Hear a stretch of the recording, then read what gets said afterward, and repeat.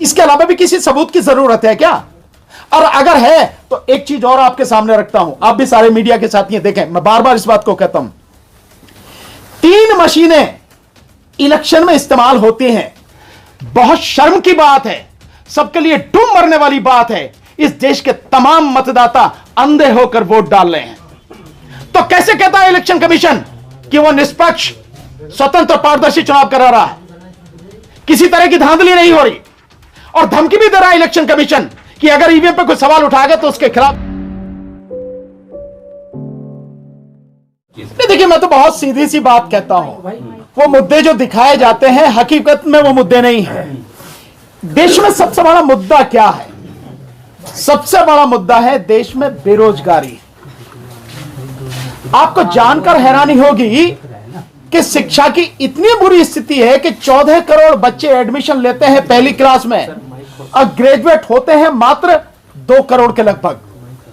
बाकी 12 करोड़ कहां जाते हैं? इसका मतलब शिक्षा से पहले ही, ग्रेजुएट होने से पहले साफ हो जाते हैं। बावजूद उसके देखिए आप, 12 करोड़ तो पहले ही साफ हो गए 1 साल में, और जो ग्रेजुएट है उनमें आज की तारीख में जो आंकड़ा है वो ये है कि आधे ग्रेजुएट इस देश में बेरोजगार हैं, आधे ग्रेजुएट। और सीएमईआई का आंकड़ा आया था अब से 1 साल पहले, जब उसमें उसने कहा था कि देश में 90 करोड़ लोग ऐसे हैं जो काम कर सकते हैं, काम करने वाले हैं, जिनमें 45 करोड़ लोग इस देश में उन्हें कोई काम मिल सके इसी की उम्मीद भी छोड़ चुके हैं। तो असली मुद्दा है बेरोजगारी। इसके अलावा आज की स्थिति जो है, देश में काम करने वाले जो लोग हैं उनमें से मात्र 40% को ही रोजगार है, बाकी किसी को 60% बेरोजगार है। यह स्थिति है आज की। इसके अलावा जो आप बात कर रहे हैं, देश में सबसे बड़ा मुद्दा है महंगाई। महंगाई मुद्दा है, शिक्षा मुद्दा है, किसानों की स्थिति मुद्दा है, मजदूरों की स्थिति मुद्दा है, महिलाओं की स्थिति मुद्दा है।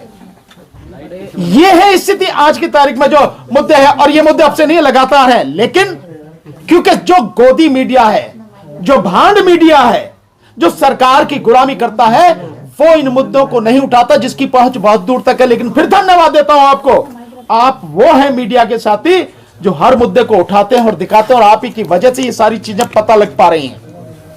सो ये है असली मुद्दे। हम इन्हीं असली मुद्दों को उठाकर जनता को बताना चाहते हैं। आप कहते हैं ईवीएम में गड़बड़ी नहीं होती, मैं 2-3 चीजें आपको बताऊंगा, समझाऊंगा। एक, अभी डीसी कपिल साहब ने बताया कि राजस्थान, पंजाब, राजस्थान, मध्य प्रदेश, छत्तीसगढ़ और 5 राज्यों के जो चुनाव हुए हैं, तेलंगाना और मिजोरम के, उनमें से एक राजस्थान में, एक मध्य प्रदेश में, जो कैंडिडेट है उसका वोट अपने उसमें नहीं है। मैं आपको थोड़ा और पीछे ले जाता हूं। 2019 का लोकसभा चुनाव हुआ, बागपत से एक सुभाष कश्यप हमारे एक साथी हैं, वो कैंडिडेट थे, उनके अपने बूथ में उनका वोट नहीं था। और ऐसे में आपको और भी बहुत से उदाहरण आपको दिखा सकता हूं। एक तो क्या इससे नजर नहीं आती कि ईवीएम में गड़बड़ी होगी? दूसरा, 2019 के चुनाव का जिस समय रिजल्ट आ रहा था 23 मई 2019 को, उस दिन इलेक्शन कमीशन की वेबसाइट पर जो आंकड़े पड़े थे, 373 लोकसभा सीटों पर 8,000 से लेकर 18,000 वोटें या तो कम थी या ज्यादा थी। क्यों थी भाई, अगर ईवीएम सही है? और इसके विषय में जब पता लगा तो द क्विंट ने इलेक्शन कमीशन से पूछा, बाकायदा लेटर लिख के पूछा, 4 लेटर लिखे। इलेक्शन कमीशन आज तक उसका जवाब नहीं दिया, बल्कि अपनी वेबसाइट से वो आंकड़े हटा दिए। और तीसरी बात जो आपको बताना चाहता हूं, अभी चुनाव हुए 5 राज्यों में, मध्य प्रदेश की 230 विधानसभा सीटों में से जिस समय पोस्टल बैलेट की गिनती चल रही थी, कांग्रेस 199 सीटों पर आगे थी। 199, 230 में से 199, तो बीजेपी कहां किस कोने में पड़ी होगी, आप समझ सकते हैं। लेकिन जब ईवीएम से सारी गिनती होती है तो उसके बाद बीजेपी 164-65 सीटें जीत के आती है। इससे पहला और चले जाओ आप थोड़ा सा, 2022 का विधानसभा चुनाव हुआ उत्तर प्रदेश में, जिस समय पोस्टल बैलेट की गिनती हो रही है, सो समाजवादी पार्टी 304 सीटों पर आगे चल रही है पोस्टल बैलेट में, और बीजेपी 90 सीटों पर। और उसके बाद जब रिजल्ट आया पूरा निकल के, तो बीजेपी 200 से भी ज्यादा सीटें जीत कर सरकार बना लेती है। इसके अलावा भी कुछ है। अगर किसी ने आंख पे बिल्कुल पट्टी ही बांध रखी है, देखना ही नहीं चाहता है, तो उसका तो कोई इलाज ही नहीं है। लेकिन अगर जिसमें जरा सी भी सेंस है, समझ है, बुद्धि है, इस देश के लोकतंत्र संविधान को जिंदा रखना चाहता है, और इलेक्शन कमीशन जिसकी जिम्मेदारी है कि इस देश में free, fair and transparent election हो, उसे नजर नहीं आ रहा कि ये सारी चीजें क्या है। इसके अलावा भी किसी सबूत की जरूरत है क्या? और अगर है तो एक चीज और आपके सामने रखता हूं, आप भी सारे मीडिया के साथ ये देखें, मैं बार बार इस बात को कहता हूं, 3 मशीनें इलेक्शन में इस्तेमाल होती हैं। एक कंट्रोलिंग यूनिट जिसमें वोट गिनी जाती है, जिसमें वोट जाति बताई जाती है इलेक्ट्रॉनिक तरीके से कि इसमें वोट जा रही है, उसी से गिनी जाती है। वो आपको नहीं दिखती, आपको नहीं पता उसमें गई भी है, नहीं भी गई है, दर्ज हुई है, नहीं हुई है, आप ही को गई है, आप ही कैंडिडेट को गई, आपकी पार्टी को गई या किसी और को गई है, कुछ नहीं पता, सब अंधेरा में। और दूसरी मशीन है बैलेट यूनिट, बीच में जो रखी होती है, जिस पर बटन दबाते हैं, जिसमें वोट डालते हैं, जिसमें कहा वो कैंडिडेट्स के नाम, पार्टी का नाम, चिन्ह होता है, उसमें बटन दबाते हैं। एक वो यूनिट होती है, 2 हो गई, कंट्रोलिंग यूनिट, बैलेट यूनिट, और तीसरी होती है वीवीपैट। वीवीपैट मशीन में 7 सेकंड के लिए 7 सेकंड के लिए पर्ची दिखती है, और वो 7 सेकंड में, और वो शीशा भी इतना ट्रांसपेरेंट नहीं है, बिल्कुल व्हाइट होना चाहिए, बिल्कुल क्लियर दिखे। वो काला सा है, डार्क है वो शीशा भी, पर फिर भी मैं मान लेता हूं कि 7 सेकंड में हर आदमी पर्ची देख ले, जबकि देख नहीं सकता, फिर भी देख ली उन्होंने, पर पर्ची आपको तो नहीं मिलती।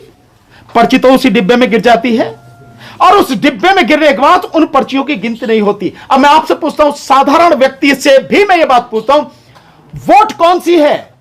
वोट वो है जो आपको दिख रही है, और आपकी वोट आपके हाथ में आनी चाहिए, पर्ची आपके हाथ में आनी चाहिए, और वो किसी बैलेट बॉक्स में डलनी चाहिए, गिनती उसकी होनी चाहिए, वही वोट है।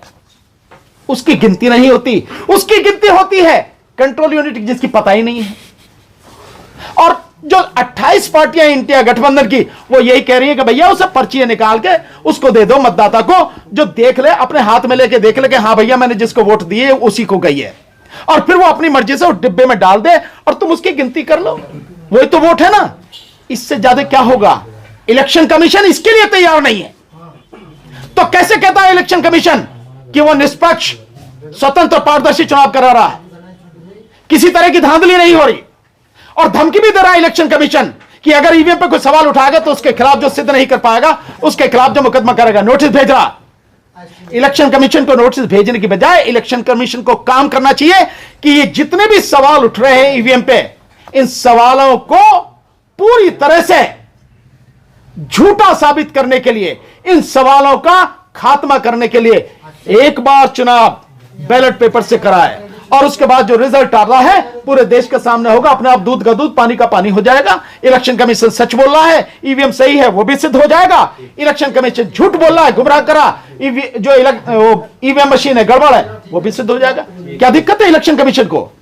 अगर इलेक्शन कमीशन पर सवाल उठाए जा रहे हैं तो उसकी सबसे पहली जिम्मेदारी है कि भारत के मतदाताओं के मन में जो सवाल है उनको पूरी तरह से उत्तर दे, और सबके सामने यह सिद्ध करे कि हम जो प्रक्रिया अपना रहे हैं वो ऐसी प्रक्रिया है जिसे हर कोई जानता है, पूरी तरह से पारदर्शिता है।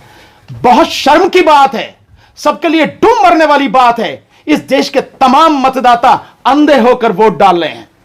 जिस मशीन में गिनती करी जाती है उसका हमें पता नहीं, और जिसमें वोट होती है वो गिनी नहीं जाती है। इस देश के, और एक सवाल पूछता हूं, आप सबसे पूछता हूं, आप मीडिया के सारे साथी हो, इस देश का नहीं दुनिया के जो तमाम मीडिया, उससे पूछता हूं, जो सरकार है, खुद इलेक्शन कमीशन से पूछता हूं, इस देश के राष्ट्रपति, उपराष्ट्रपति से पूछता हूं, इस देश के तमाम केंद्रीय मंत्रियों और मंत्रियों से पूछता हूं, इस देश के तमाम सुप्रीम कोर्ट के जजेस से पूछता हूं, हाई कोर्ट के जजेस से पूछता हूं, डिस्ट्रिक्ट कोर्ट के जजेस से पूछता हूं, तमाम आईएएस आईपीएस ऑफिसर से पूछता हूं, कलेक्टर, एसडीएम और एडीएम से पूछता हूं, तहसीलदार, नायब तहसीलदार से पूछता हूं, तमाम जितने भी अधिकारी हैं उनसे पूछता हूं, पढ़े लिखे जितने भी हैं, पीएचडी धारी जिन्होंने डिग्री कर रखी, उनसे पूछता हूं, डॉक्टरों से पूछता हूं, इंजीनियरों से पूछा हूं, एक्सेप्ट सॉफ्टवेयर इंजीनियर, जितने चार्टर्ड अकाउंटेंट हैं उनसे पूछता हूं, जितने सामाजिक कार्यकर्ता हैं उनसे पूछ रहा हूं, तमाम वकीलों से पूछता हूं, हर किसी से पूछता हूं, बताओ ईवीएम मशीन की तकनीक क्या है, ईवीएम मशीन कैसे काम करती है, जानते हो क्या?